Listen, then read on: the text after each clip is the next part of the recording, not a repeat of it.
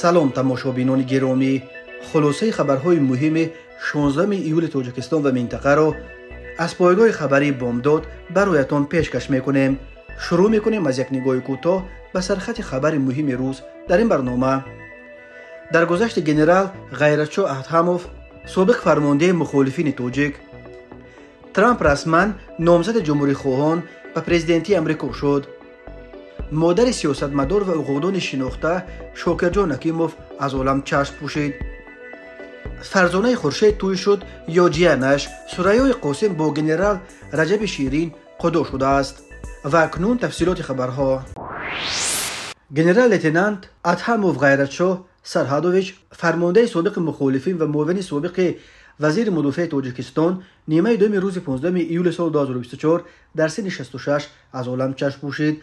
او در ناحیه جیهون در حال ترک دنیا کرد که نزدیکانش امید برای طبابت گنرال غیرتچو را از دست داده.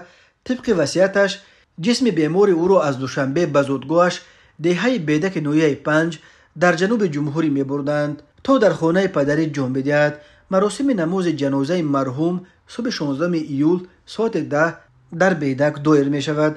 یکی از خویشاوندان گنرال غیرتچو به پایگاه خبری بامداد خبر داد که او را تقریبا یک ماه پیش به علت خروج درد گرده‌هایش در دوشنبه در بیمارستان یکم سویسک بستری کردند. ادهاموف سالهای زیاده از درد گرده اذیت میکشید، اما در این بیمارخانه احوال او خوب نشد و نزدیکانش گنرال غیرتچو را به بیمارخانه دیگر پایتخت معروف به میدگردوک یا شهرک طبی بردند. هنگام گذرانیدن دیالیز در این بیمارستان گنرال غیرتچو دچار خونریزی مغزی شد و طبیبان اعتراف کردند که دیگر در علاج درد او بیچاره اند. از این رو نیمه دوم روز 15 ایول ما طبق وصیت و خواهش گنرال او را به زادگاهش بردنی شدیم، چون که همیشه میگفت که میخواهد در زیر بام خانه پدری جان بدهد و در بیدک خوک شود. اما تقریبا ساعت 17 وقت ما هنوز در نیم راه در حدود ناحیه جیهون قرار داشتیم، اکی غیرتچو تا خانه پدری نرسیده جان داد. نقل کرد این خویشاوند مرحوم. گنرال غیرتچو 31 می سال 1958 در دهه بیدک ناحیه 5 در نزدیکی مرز تاجیکستان با افغانستان به دنیا آمده است. درباره زندگی او تا جنگ شهروندی معلومات در دست نیست، ولی در دوران جنگ شهروندی سالهای 1992 1997 گنرال غیرتچو توانست به یکی از فرماندهان صحرای اعظم پراستعداد و عملا به دست راست فرمانده اساسی اتحاد نیروهای مخالف تاجیک میرزا ضیایف معروف به میرزا جگه تبدیل شود. بر اساس سازشنامه سال 1997 باید کرسی وزیر مدافع به نماینده مخالفین داده میشد، ولی حکومت از اجرای این شرط سرکشی کرد و بر اساس توافق جدید میرزا جگه که از نام مخالفین به مقام وزیر مدافع پیشبری شده بود به کرسی وزیر حالتهای فوق‌العاده نشست و فرمانده دیگر مخالفین محمد روزی اسکندروف که لکه رهبری این وزارت را در دست داشت به مسند رئیس شرکت تاجیکمون سرویس یا ژکخ و لوله‌های گاز جمهوری را در اختیار داشت گذاشت. بر اساس همین توافق گنرال غیرتچو معاون اول وزیر مدافع تاجیکستان تعیین شد و در این مقام تا پایان سال 2006 کار کرد. از سال 2007 تا ینور سال 2014 خدمت خود را در مقام معاون وزیر مدافع ادامه داد. بعد ترک مقام معاون وزیر گنرال غیرتچو چند مدت دیگر در اختیار ریاست کادرهای وزارت مدافع قرار داشت، ولی به یگان مقام دیگر تعیین نشد و در نهایت به نفقه رفت. گنرال غیرتچو از فرماندهان پراستعداد مخالفین شمرده میشد و بسیاری از پیروزی‌های مخالفین در میدان جنگ شهروندی به خصوص در جبهه طویل دره، یک ناحیه خرد در شرق تاجیکستان که در سالهای 90 به پایگاه اساسی مخالفین و به عرصه اساسی جنگ‌ها بین نیروهای حکومت و اپوزیسیون تبدیل یافته بود، به نام او رقم میزنند. گنرال غیرتچو از میان فرماندهان سابق اتحاد نیروهای مخالفین یگانه نفری بود که بعد پیوستن به صف قوه‌های مسلح تاجیکستان سزاوار رتبه بلند گنرال لیتنانت شد. انجمن ملی حزب جمهوری خواهان، یکی از دو حزب اعظم بزرگ امریکا که در شهر میلواکی ایالت ویسکانسین دایر شد، روز 15 ایول سال 2024 رسما میلیاردر 78 ساله دونالد ترامپ را نامزد خود به پرزیدنتی ابرقدرت بزرگترین دنیای معاصر اعلام کرد. انتخابات پرزیدنت امریکا ماه نوامبر سال 2024 برگزار می شود. ترامپ علیه اسم نامزد به نایب رئیس جمهور را اعلام کرد. او همچنین معاون خود سناتور 39 ساله از ایالات اوهایو جیمز دیوید ونیس را که بعد نشر کتاب یادداشت‌هایش با نام داستان روستایی نام برآورد انتخاب کرده است. جالب آن است که سال 2016 در نخستین کارزار ترامپ برای پرزیدنتی ونس از مخالفان سرسخت نامزدی او بود و ترامپ را حتی هیتلر امریکایی نام برده بود، اما بعداً ونس به یکی از طرفداران ترامپ تبدیل شد. ونس مثل ترامپ مخالف کمک حربی به اوکراین و طرفدار به حل مشکلات خودش مشغول شدن امریکا است و او را از حالا نامزد اساسی جمهوری خواهان به پرزیدنتی امریکا در انتخابات آینده که سال 2028 دایر می شود نام میبرند. حضور ترامپ در انجمن جمهوری خواهان در میلواکی نخستین ظهور او در محضر عام در پی سوءقصد مسلحانه به جانش بود که روز 13 ایول در شهر باتلری ایالت پنسیلوانیا صورت گرفت و یک کشته و 2 زخمی به جا گذاشت. خود ترامپ در آن سوءقصد از گوشش تیر خورد و گفته میشد که اگر تیر هم اگه چند میلیمتر خطا میخورد میتوانست به سر ترامپ بزند. افسران خدمات مخفی امریکا که محافظت نامزدی جمهوری خواهان به پرزیدنتی رو به عهده داشتند با تیراندازی جوابی تیرانداز را که ساکن 20 ساله محلی توماس میچو کروکس بوده است کشتند. انگیزه حمله او به ترامپ نامعلوم باقی میماند.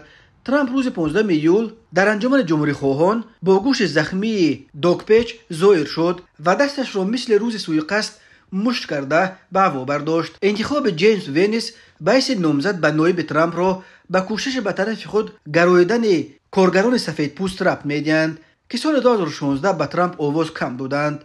ترامپ ظاهراً با کمک ونیس میخواهد آوازدهی را در ایالت‌های صنعتی چون پنسیلوانیا، میچیگان و ویسکونسین ببرد.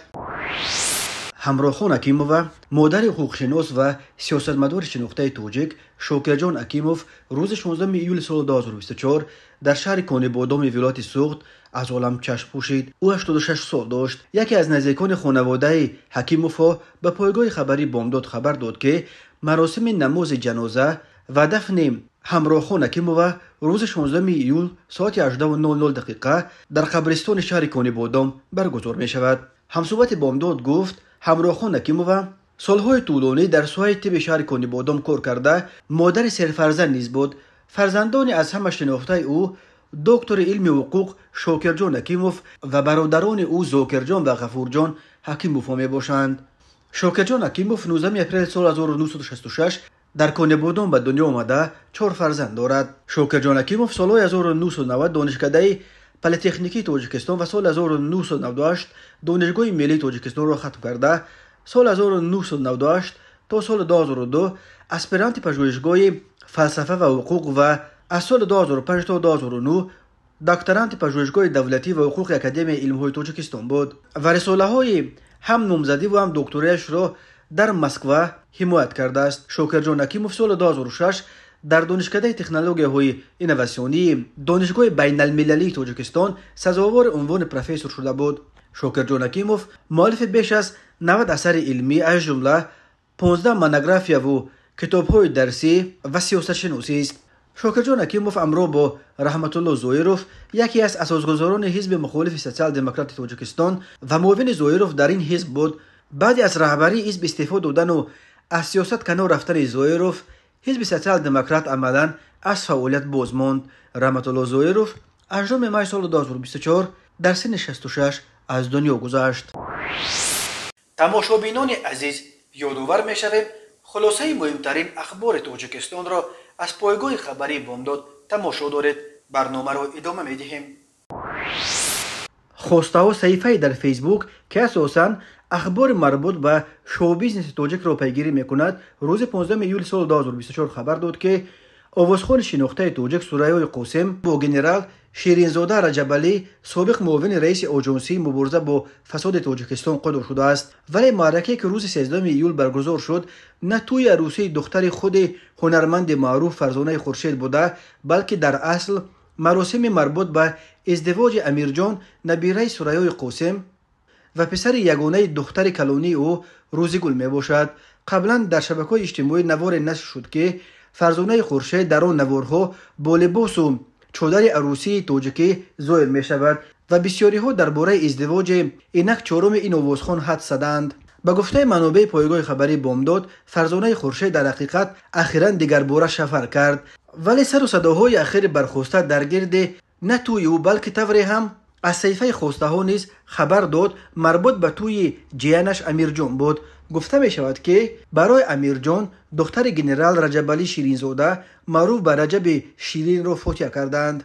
ریاست کارهای داخلی شهر دوشنبه روز 15 یولی سال 2024 در صحیفه‌اش در فیسبوک خبر داد که شهروند شیرینزاده رجبعلی کمال ساکن 66 ساله کوچه ناصر خسرو پایتخت را برای برگزاری معرکه پردبدبه در فوتیه دخترش پروتکل کردند. سخن درباره گنرال یک زمان پرنفوذ رجب شیرین می رود که در زمانش سردار پلیس اندوز تاجیکستان و بعداً تا سال 2015 معاون رهبر اگنچی مبارزه با کروپسیا بود. بنا به اطلاع مرکز مطبوعات ملی دوشنبه سال 13 یولی سال جاری شهروند شیرینزاده رجبعلی کامل سال تولدش 1958 استقامت کننده شهر دوشنبه برخلاف طلبات قانونگذاری عمل نموده در منزل استقامتیش واقع در کوچه ناصر خسرو شهر دوشنبه به مناسبت اویله‌دارشوی دخترش معرکه فوتیه توی با اشتراک خویش و تبار و تقدیم توفه ها برگزار نمود. میلیسا گفت نامبرده با این کردارش طلبات ماده 12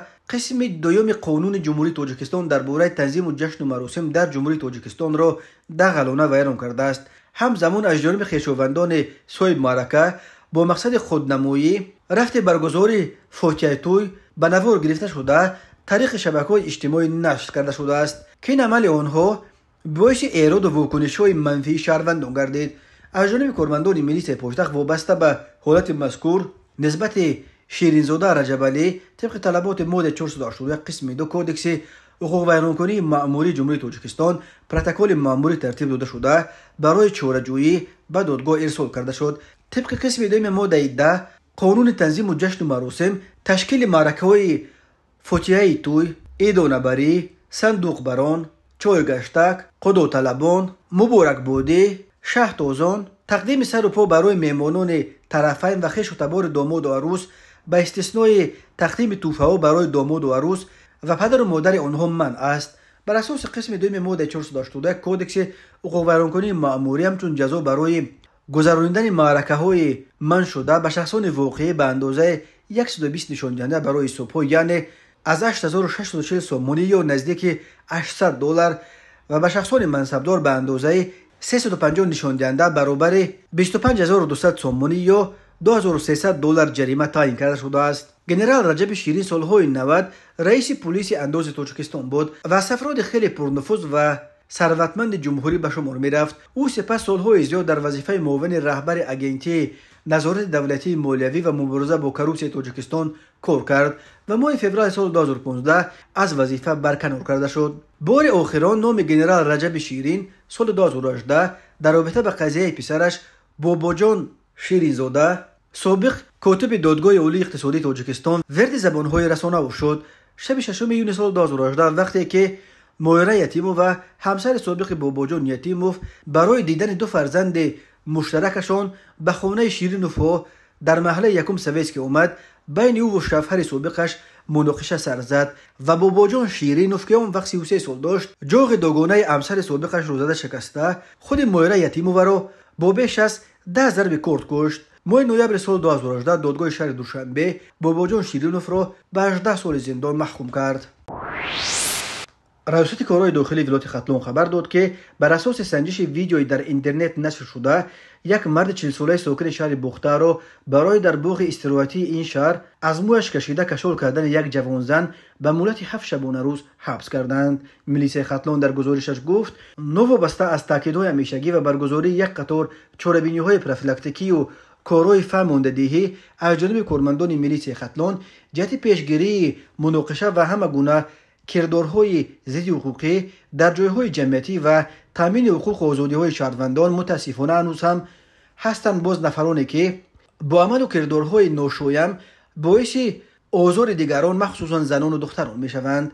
از جمله کارمندان میلیسیا در اساس نوار در شبکه‌های اجتماعی نشر گردیده که در آن دیده می شود که یک مرد تخمینا 35 ساله در داخل باغ فرهنگی و فراغتی شهر بختر یک زن را لطکوب میکند. این مرد را دستگیر و به مقامات دسترس کردند. میلیسای ختلون میگوید طور ضمن سنجش معاین کرده شد نفر در نوار انعکاس گردیده شهروند تیشایف کریم زیویویچ سال 1984 استقامت کننده شهر بختر کوچه وحدت بوده با رفتار اوباشانه خود جوان 36 ساله ساکن شهر بختر را بعد تأخیر و دشنام در سن باغ فرهنگی و فراغتی شهر بختر از موی سرش کشوله کرده ترتیبات جمعیتی را ویران نموده است. خود تیشای و یا نزدیکانش برای شرح قضیه دسترس نیستند، ولی در رابطه با این حادثه نسبت به او طبق طلبات ماده 460 مید اوباشی کودکس حقوق ویرانکنی مأموری جمهوری تاجیکستان پروتکل حقوق ویرانکنی مأموری ترتیب داده نسبتش با قرار دادگاه همچون جزا به مدت 7 شبانه روز حبس مأموری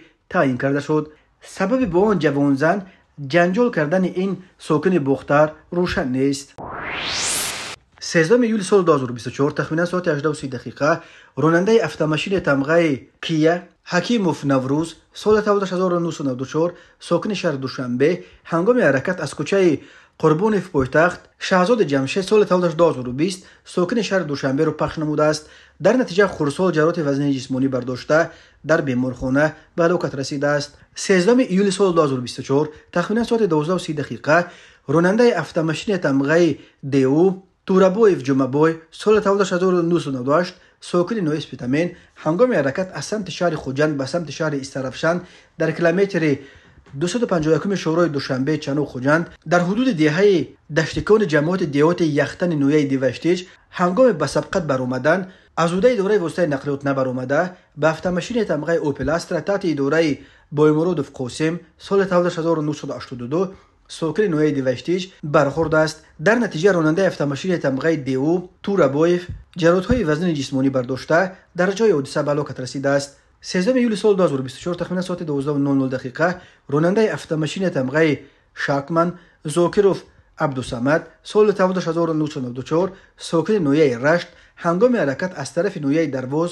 به سمت نویه شمس‌الدین شوین در موضع یخشوپین از عهده اداره واسطه نقلیات نبرآمده از بلندی 45 متر سرازیر شده به درای 5 افتیده است. در نتیجه اتومبیل و راننده بینام و نشان گردیدند. برای دریافت راننده و اتومبیل چاره‌بینی‌های جستجویی راه‌اندازی کردند. اوایل بین حادثه‌ها تحقیقات ادامه دارد. در نتیجه گذراندن چاره‌بینی اپراتیوی جستجویی از جانب کارمندان میلیسیا جوانزن 24 ساله ساکن شهر بوستون با گمان قصداً رسانیدن ضرر وزنی به سلامتی دستگیر کرده شد. گمان بر شونده 3 یولی سال 2024 تخمینا ساعت 03:00 هنگام در محله 34 شهر خوجند قرار داشتنش بنا به میان آمدن مناسبت آشتیناپذیری با جوانزن 25 ساله ساکن شهر خوجند بحث و مناقشه نموده با کارد یک مرتبه به قسمت شکمش زده است. در نتیجه جبر دیده جراحت وزن جسمانی برداشته در بیمارخانه بستری گردیده است. نسبت گمان بر شونده پرونده جنایتی با ماده قسم 1 ماده 112 کودکس جنایتی جمهوری تاجیکستان آغاز گردیده تفتیشات ادامه دارد. ضمن برگزار نمودن چاره‌بینی اپراتیوی جستجویی از جانب کارمندان میلیسیا مرد 33 ساله ساکن شهر خوجند کارمند شرکت زوال تجارت نویه ظفرآباد با گمان صادر نمودن جنایت دزدی دستگیر کرده شد.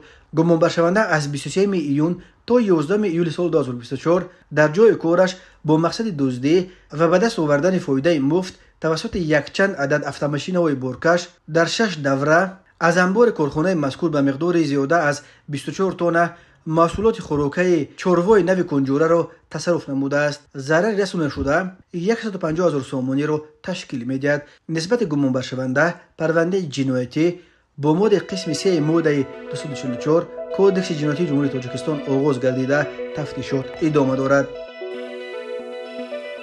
تماشابینان عزیز و گرامی، این بود مرور به خلاصه چند خبر مهم امروز تاجیکستان. خبر و گزارش‌های بیشتر از تاجیکستان و درباره تاجیکستان و اطراف آن را در سامانه پایگاه خبری بامداد در این نشانه پیگیری نمایید: www.bomdad.com. خوش باشید.